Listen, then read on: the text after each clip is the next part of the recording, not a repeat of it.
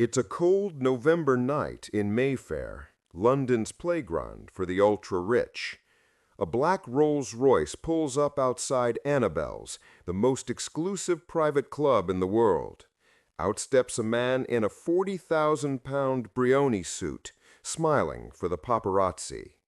30 seconds later, he's on the pavement, 3 bullets in the chest, 1 in the head, the Russian trademark control shot. The killer vanishes into a waiting Bentley before the first scream echoes. This isn't 1990s Moscow, this is London 2025, and the Russian Mafia isn't just back, they've upgraded. If the idea of billionaire oligarchs, Kremlin assassins, and London property worth more than entire countries being used as a battlefield makes your pulse race, stay with me for the next 20 minutes. You're about to discover how the most sophisticated criminal empire on earth turned the British capital into their personal chessboard.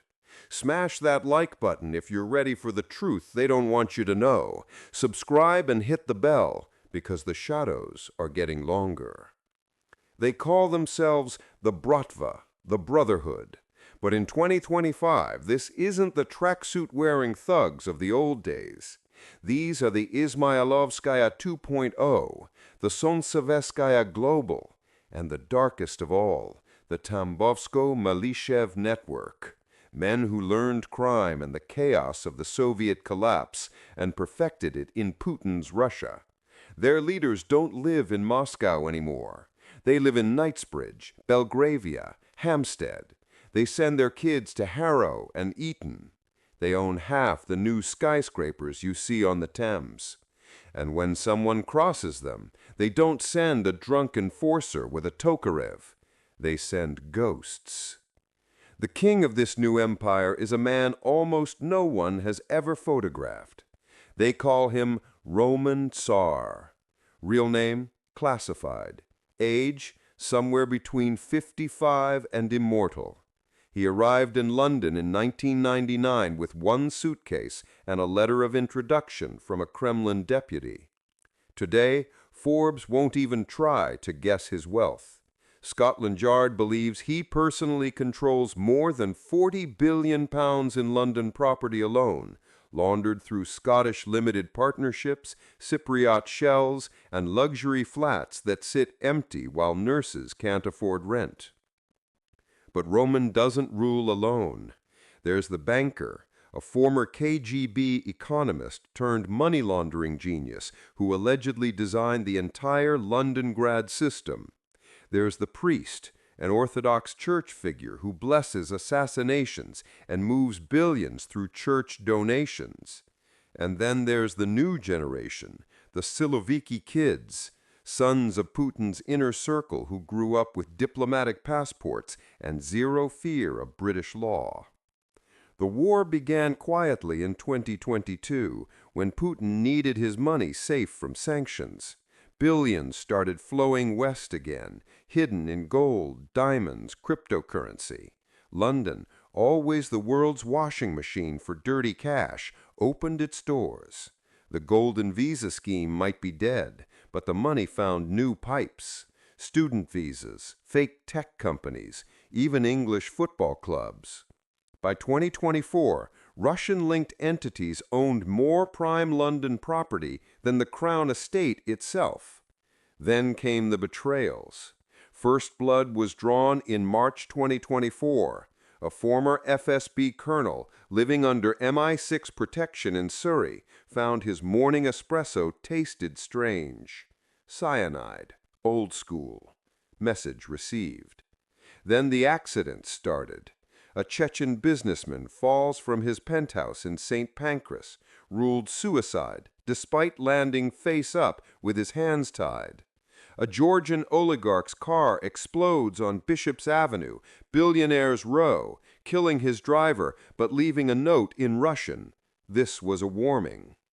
By 2025, London has become the most dangerous place on earth to be a Russian with secrets. The weapons have evolved. No more noisy Makarovs. Now it's untraceable 3D printed polymer guns smuggled in diplomatic bags. poisons that mimic heart attacks, drones that drop Novichok-laced needles, still theoretical until they're not.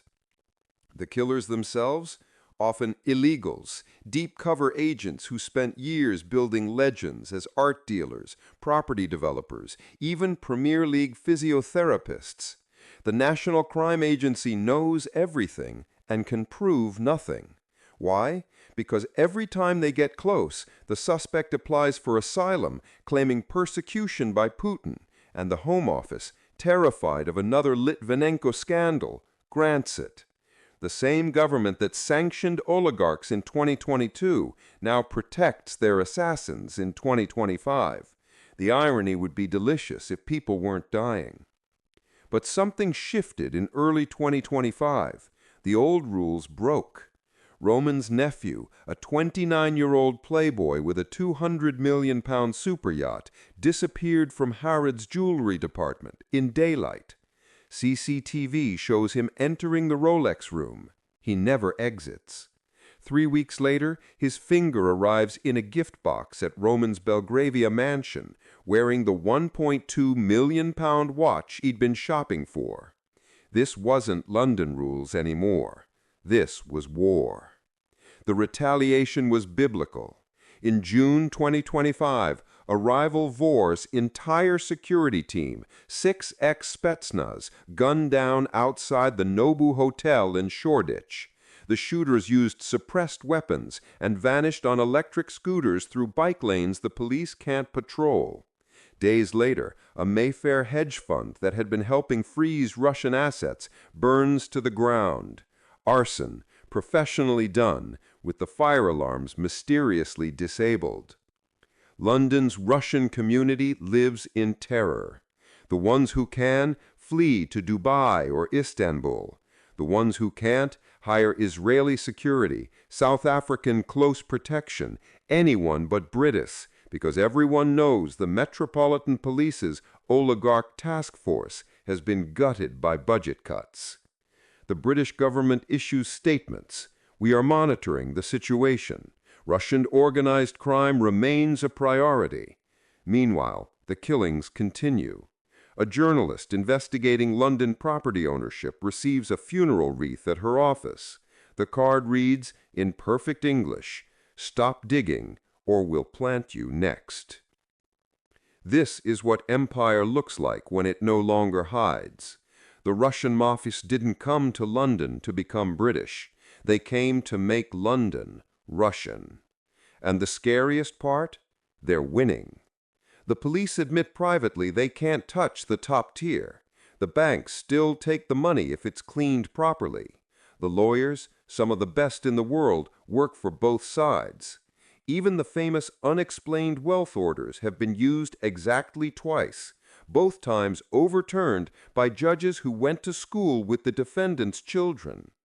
Roman Tsar was last seen at Royal Ascot in June 2025, chatting with members of the royal family while his enemies' bodies were still cooling in morgues.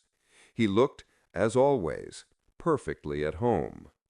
This is the new reality, a city where billionaires kill each other in impunity, where the police protect the criminals they're meant to arrest, where the line between the Kremlin and organized crime dissolved years ago. London, the world's financial capital, has become the world's most elegant battlefield. The question isn't whether the Russian Mafia controls London. The question is how much of your pension fund, your mortgage, your government bonds are helping pay for the bullets. What do you think? Can London ever clean itself of this poison, or has the Bratva already won? Drop your thoughts below. Like this video if it woke you up. Subscribe for more uncensored deep dives into the empires that rule from the shadows, and turn on notifications, because tomorrow we expose another kingdom built on blood and money. Stay sharp out there. In Londongrad, even the streetlights might be watching you.